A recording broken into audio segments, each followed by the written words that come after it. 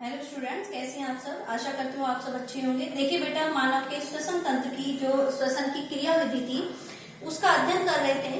पिछले वीडियो में हमने निःश्वसन के बारे में क्या किया था, अध्ययन किया था। यानी कि जो श्वसन की क्रिया विधि है ये दो चरणों में संपन्न होती है। फर्स्ट था निःश्वसन और दूसरा क्या था, उच्छ्वसन। बाह्य वातावरण से वायु को अर्थात ऑक्सीजन को जो ग्रहण करने की प्रक्रिया थी उसे हमने क्या कहा था, निःश्वसन।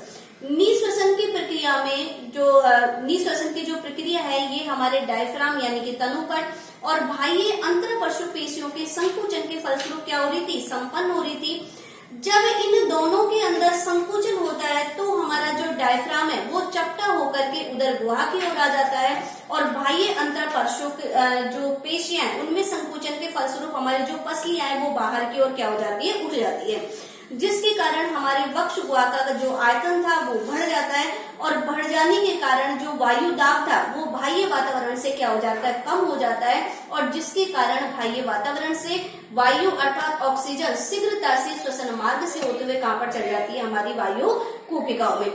तो बाह्य वातावरण से ऑक्सीजन को जो ग्रहण करने की प्रक्रिया थी उसे हमने क्या कहा था, निःश्वसन।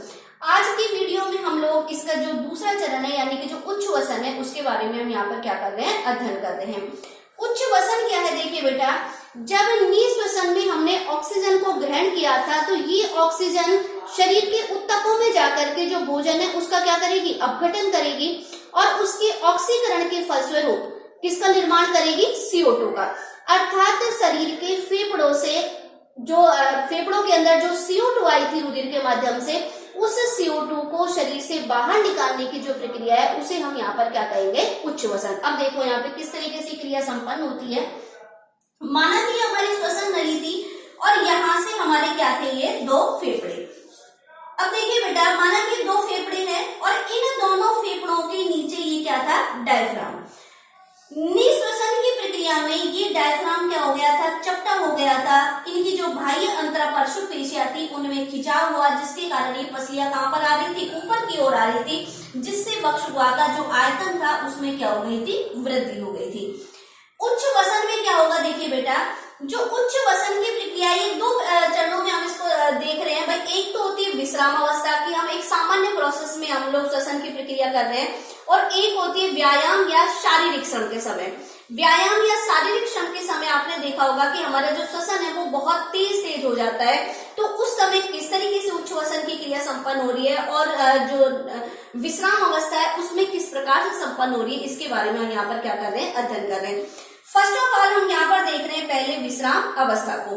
देखिए बेटा, विश्राम अवस्था में क्या होगा, जो विश्राम अवस्था है उसमें उच्छ्वसन की प्रक्रिया तनुपट और जो बाह्य अंतरपर्शु पेशियां थी उनके शिथिल होने के कारण हो रही थी। वहां तो उनमें संकुचन के कारण हो रही थी, यहाँ उनके शिथिल होने के कारण। जब शिथिल होंगी तो ये बाह्य अंतरपर्शु पेशियां ये क्या हो जाएंगी, यहाँ पर शिथिल हो रही है, यानी कि इनमें किसी प्रकार का कोई संकुचन नहीं हो रहा है और जो डायफ्राम की पेशियां हैं उनके अंदर भी क्या हो रहा है, शिथिलन हो रहा है। जब डायफ्राम की पेशियों में शिथिलन होगा तो पहले ये डायफ्राम निःश्वसन की प्रक्रिया में नीचे की ओर आ गया था, यानी कि उधर गुहा में आ गया था। जब इसकी पेशियों में जब ये पेशियां शिथिल होंगी तो ये डायफ्राम वापस ऊपर की ओर उठने लगेगा और वापस कैसा हो जाएगा, गुंबद के आकार का हो जाएगा। जब यहाँ पर जब ये गुंबद के आकार का हो रहा है तो जो बाह्य अंतरपर्शु पेशियां थी जो डायफ्राम के कारण जिनमें खिंचाव हो रहा था, अब वो भी कैसे होंगे, विश्राम हो रही है, यानी कि उनमें भी शिथिलन आ रहा है और शिथिलन आने के कारण जो पसलियां ऊपर की ओर उठ गई थी वक्ष गुहा में, वो पसलियां श्रम के भार के कारण अब कहाँ जाने लग जाएंगी, नीचे की ओर जाने लग जाएंगी।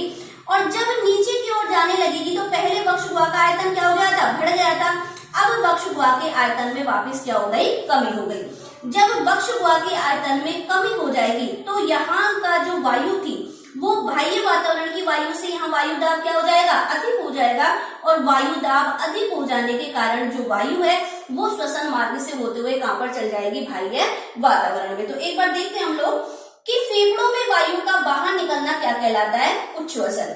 विश्राम अवस्था में उच्छ्वसन एक निष्क्रिय प्रावस्था है, क्योंकि यहाँ किसी भी प्रकार का हम कोई संकुचन, हमारे शरीर में किसी प्रकार की कोई संकुचन की प्रक्रिया संपन्न नहीं हो रही है। विश्राम अवस्था में बाह्य अंतरपर्शु पेशियां व डायफ्राम की पेशियां शिथिल हो जाती है। ये शिथिलन के कारण हो रहा था, जबकि वहां पर जो निःश्वसन था वो किसके कारण हो रहा था, संकुचन के कारण। जिसके कारण पसलियां श्वम के भार के कारण ही नीचे की ओर आ जाती है। यानी पहले जो पसलियां ऊपर की ओर उठी थी, अब वो, जैसे कि मैं इस तरीके से हाथ से समझाती हूँ कि पहले हमारी ये पसलियां ऊपर की ओर उठी थी, अब ये पसलियां श्वम के भार के कारण ही कहां चली जाएगी, नीचे की ओर।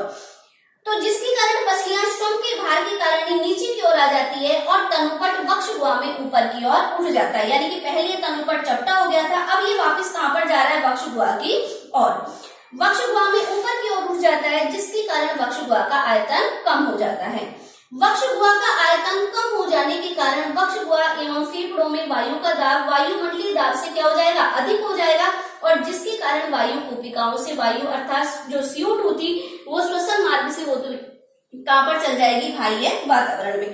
तो ये जो प्रोसेस है उसको हमने किस में पढ़ रहे थे हम लोग, विश्राम अवस्था में। अब देखिए बेटा, व्यायाम और शारीरिक श्रम के समय। व्यायाम और शारीरिक श्रम के समय यहाँ बाह्य अंतरपरशु पेशियां काम नहीं करेगी, बल्कि कौन करेंगी, आंतरिक अंतरपरशु पेशियां, जो शरीर के इन बाह्य अंतरपरशु पेशियों के अंदर की ओर है, यानी फेफड़ों के अंदर है बिल्कुल। तो इन आंतरिक अंतरपरशु पेशियों में यहाँ पर क्या होगा, संकुचन। वहां तो बाह्य जो विश्राम अवस्था में तो बाह्य अंतरपरशु पेशियों में शिथिलता आ रही थी, यहाँ आंतरिक अंतरपरशु पेशियों में क्या हो रहा है, संकुचन आ रहा है। ये एक सक्रिय प्रावस्था हो गई दोबारा से, और संकुचन होने के कारण जो पसलियां हैं वो तेजी से, पहले जो उठी हुई पसलियां थी निश्वसन में, अब वो तेजी से नीचे की ओर क्या करेंगे, खींचेंगी, क्योंकि जो अंतरपरशु पेशियां हैं वो उन पसलियों को क्या कर रही है, वापिस खींच रही है, और खींचने के कारण जो वक्ष गुहा का आयतन है वो क्या हो जाएगा, वापिस कम हो जाएगा। और जब अंतरपरशु पेशियों में खिंचाव होगा, अर्थात जब उनमें संकुचन हो रहा था, उसी टाइम जो उदरीय पेशियां हैं उनके अंदर भी क्या होने लगेगा, संकुचन होगा, और संकुचन होने के कारण ये डायफ्राम को जो उदर गुहा है वो क्या होगी, यहाँ से पेट वो हमारा क्या होगा, फूलना प्रारंभ होगा, और जब फूलना प्रारंभ होगा तो ये डायफ्राम वापस तेजी से कहां पर गति करने लग जाएगा, वक्ष गुहा में अंदर की ओर क्या करने लग जाएगा, गति करने लग जाएगा।